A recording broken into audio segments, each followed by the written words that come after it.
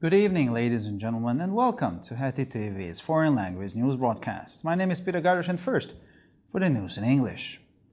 Prime Minister Viktor Orban and his wife, Aniko Levy, attended the gala evening in Bratislava on Saturday to mark the 30th anniversary of the founding of independent Slovakia, as Bertolt Hovashi, the head of the Prime Minister's press office, told to MTI. The Slovak Prime Minister, Eduard Heger, invited all three of his V4 counterparts and their spouses to the event, which was held at the Slovak National Theatre. Speeches were also given by Zuzana Kaputova, the President of the Slovak Republic, Boris Kolar, the President of the Slovak Parliament, and Petr Fiala, the Prime Minister of the Czech Republic. After the fall of communism in 1993, Czechoslovakia was dissolved and replaced by independent Slovakia and the Czech Republic, which are now our allies.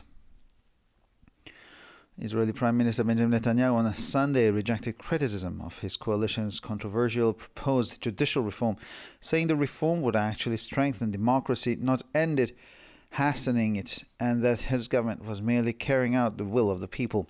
Justice Minister Yariv Levin from the Likud on Wednesday unveiled his reform package with several legislative initiatives aimed at limiting the power of Israel's Supreme Court and the government's legal advisors. Prime Minister Netanyahu remarked at the beginning of his week's cabinet meeting over the weekend the Iranian terrorist regime executed two young Iranian citizens who were protesting against the regime's tyranny. Israel strongly condemns these repulsive killings. We salute the Iranian citizens who are heroically fighting for their freedom. They sacrifice their lives for fundamental human rights.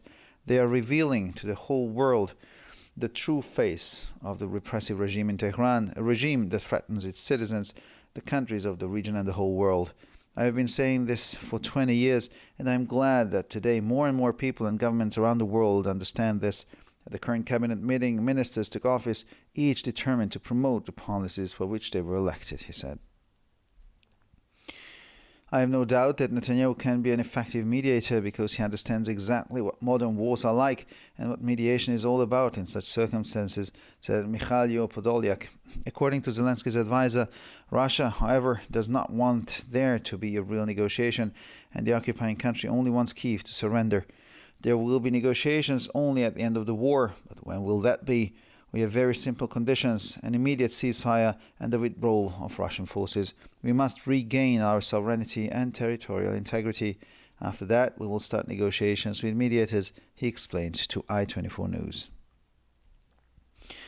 A NATO-led peacekeeping force, KFOR, has not given permission for Belgrade to deploy Serbian police forces to Kosovo to control the tense situation there, Serbian President Aleksandar Vučić has announced.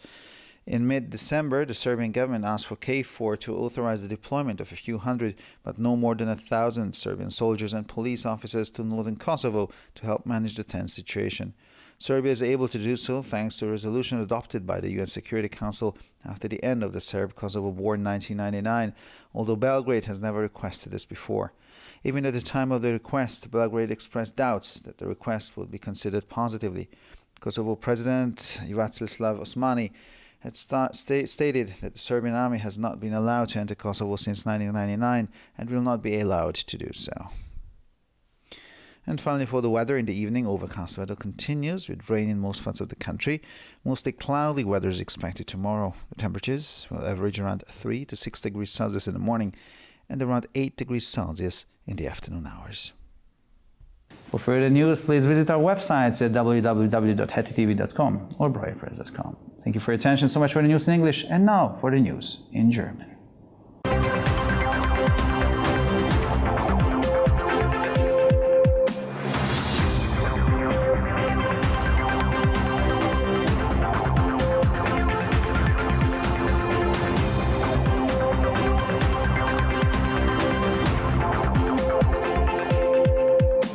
Schönen guten Abend, liebe Zuschauer. Mein Name ist Peter Gardosh und nun zu den Nachrichten auf Deutsch.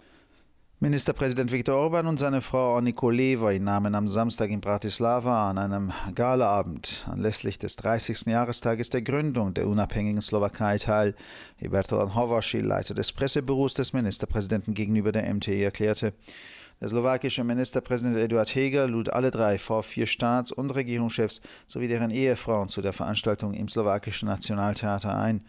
Weitere Reden hielten Zuzana Kaputova, Präsidentin der Slowakischen Republik, Boris Kollar, Präsident des slowakischen Parlaments und Petr Fiala, Premierminister der Tschechischen Republik. Nach dem Fall des Kommunismus im Jahr 1993 wurde die Tschechoslowakei aufgelöst und durch die unabhängige Slowakei und die Tschechische Republik ersetzt, die heute unsere Verbündeten sind. Israelischer Ministerpräsident Benjamin Netanyahu wies am Sonntag die Kritik an der von seiner Koalition vorgeschlagenen umstrittenen Justizreform zurück. Er erklärte, die Reform würde die Demokratie stärken und nicht abschaffen und dass seine Regierung lediglich den Willen des Volkes umsetze. Justizminister Yariv Levin von der Likud stellte am Mittwoch sein Reformpaket mit mehreren Gesetzesinitiativen vor, die darauf abzielen, die Macht des obersten Gerichtshofes Israels und der Rechtsberater der Regierung zu beschränken.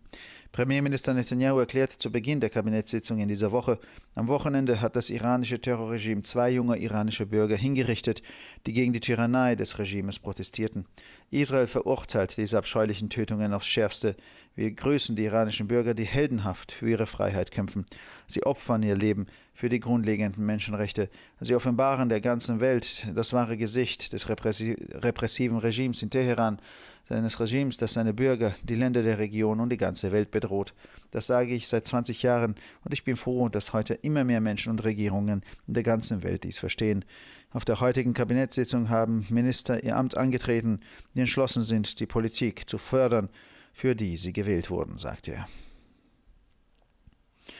Ich zweifle nicht daran, dass Netanyahu ein effektiver Vermittler sein kann, denn er weiß genau, wie moderne Kriege aussehen und worauf es bei der Vermittlung unter solchen Umständen ankommt, sagte Michail Podoljak. Dem Berater von Zelensky zufolge will Russland jedoch keine echten Verhandlungen und das Besatzungsland will nur, dass Kiew sich ergibt. Verhandlungen wird es nach dem Ende des Krieges geben. Aber wann wird das sein? Wir haben ganz einfache Bedingungen, einen sofortigen Waffenstillstand und den Abzug der russischen Streitkräfte. Wir müssen unsere Souveränität und territoriale Integrität wiedererlangen. Danach werden wir Verhandlungen mit Vermittlern aufnehmen, erklärte er gegenüber i24 News. Die NATO-geführte Friedenstruppe KFOR hat Belgrad nicht die Erlaubnis erteilt, serbische Polizeikräfte in den Kosovo zu entsenden, um die angespannte Lage dort unter Kontrolle zu bringen, wie der serbische Präsident Aleksandar Vučić mitteilte. Mitte Dezember hatte die serbische Regierung die KFOR gebeten, die Entsendung von einigen hundert, aber nicht mehr als 1000 serbischen Soldaten und Polizisten in den Norden des Kosovo zu genehmigen, um die angespannte Lage dort unter Kontrolle zu bringen. Serbien kann dies aufgrund einer Resolution tun, die der UN-Sicherheitsrat nach dem Ende des serbisch-kosovarischen Krieges im Jahr 1999 verabschiedet hat, obwohl Belgrad noch nie darum gebeten hat. Schon zum Zeitpunkt des Antrags äußerte Belgrad Zweifel daran, dass der Antrag positiv überschieden werden würde. Der Präsident des Kosovo, Vjacheslav Osmani, hat erklärt, dass die serbische Armee seit 1999 nicht mehr in den Kosovo einmarschieren durfte und dies auch in Zukunft nicht tun darf. Und schließlich zum Wetter. Am Abend hält das bewölkte Wetter mit Regen in den meisten Teilen des Landes an. Für morgen wird überwiegend bewölktes Wetter erwartet. Die Temperaturen liegen bei durchschnittlich 3 bis 6 Grad am Morgen und um die 8 Grad am Nachmittag. Für weitere Nachrichten besichtigen Sie bitte unsere Webseiten www.hettitv.com sowie www.breuerpress.com.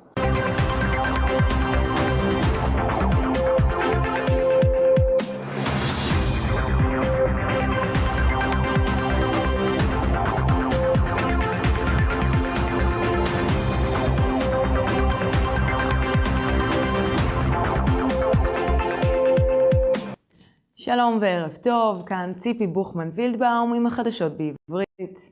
ראש הממשלה ויקטור אורבן וראייתו אניקו ליבה השתתפו בערב החגיגי שהתקיים בשבת בברטיסלבה לרגל יום השנה ה-30 להקמת סלובקיה העצמאית. כך הודיע ברטל הנבשי, ראש לשכת העיתונות של ראש הממשלה ל-MTI. ראש ממשלת סלובקיה אדוארד הגר הזמין את כל 3 ראשי הממשלה של מדינות ה-V4 ואת בני זוגם לאירוע שנערך בבניין התיאטרון הלאומי הסלובקי. בטקס נשאו דברים גם סוזנה קפוטובה, נשיאת הרפובליקה הסלובקית, בוריס קולר, יושב ראש הפרלמנט, ופטר פיאלה, ראש ממשלת צ'כיה. לאחר נפילת הקומוניזם ב-1993, צ'כוסלובקיה התפרקה והוחלפה בסלובקיה העצמאית ובצ'כיה, שהן כיום בעלות ברית של הונגריה. ראש הממשלה בנימין נתניהו דחה ביום ראשון את הביקורת על הרפורמה השיפוטית השנויה במחלוקת שהציעה הקואליציה שלו, ואמר כי הרפורמה דווקא מחזקת את הדמוקרטיה, לא את סיומה, מזרזת אותה ושממשלתו רק מגשימה את רצון העם. שר המשפטים יריב לוין מהליכוד חשף ביום רביעי את חבילת הרפורמה שלו, הכוללת מספר יוזמות חקיקה שמטרתן להגביל את כוחם של בית המשפט העליון בישראל והיועצים המשפטיים של הממשלה. ראש הממשלה נתניהו העיר בתחילת ישיבת הממשלה השבוע, בסוף השבוע הוציא משטר הטרור האיראני להורג 2 צעירים אזרחים איראנים שהפגינו נגד עריצות המשטר. ישראל מגנה בחריפות את הרצח הדוחה הזה. אנו מצדיעים לאזרחי איראן שנלחמים בגבורה למען חירותם. הם מקריבים את חייהם למען זכויות אדם בסיסיות. הם חושפים לעולם כולו את פניו האמיתיות של משטר הדיכוי בטהרן, משטר המאיים על אזרחיו, על מדינות האזור ועל העולם כולו. אני אומר את זה כבר 20 שנה ואני שמח שהיום יותר ויותר אנשים וממשלות ברחבי העולם מבינים את זה. בישיבת הממשלה הנוכחית נכנסו השרים לתפקיד וכל אחד מהם נחוש לקדם את המדיניות שלשם הנבחר, כך אמר. אין לי ספק שנתניהו יכול להיות מתווך יעיל, שכן הוא מבין בדיוק מהן מלחמות מודרניות ומה זה בכלל תיווך בנסיבות כאלה. כך אמר מיהלו פודלורק לדברי יועצו של זלנסקי.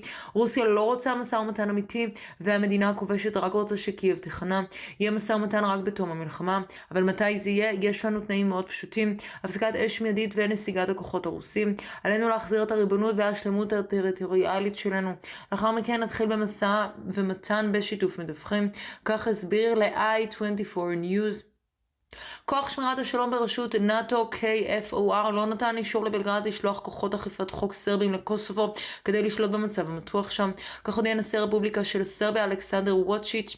באמצע דצמבר ביקשה ממשלת סרביה מה-KFOR לאשר לשלוח כמה מאות אך לא יותר מ1,000 חיילים ושוטרים סרבים לצפון קוסובו כדי לנהל את המצב המתוח. לסרביה יש הזדמנות לעשות זאת הודות להחלטה שהוציאה מועצת הביטחון של האו"ם לאחר תום מלחמת סרביה קוסובו ב-1999. למרות שבלגרד מעולם לא ביקשה זאת קודם לכן.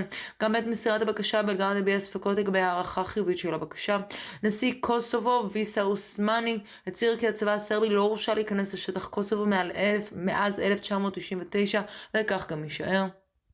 ועכשיו נעבור תחזית מזג האוויר. הגשם יימשך ברובו בהונגריה. מחר צפוי מזג אוויר קודר ברובו. הטמפרטורות חזויות להיות בין 3 ל-6 מעלות בבוקר ובסביבות 8 מעלות אחר הצהריים. לחדשות נוספות, אנא בקרו באתרי האינטרנט שלנו etitv.com או broyerpress.com. עד כאן החדשות, תודה שהייתם איתנו ושיהיה המשך ערב נעים.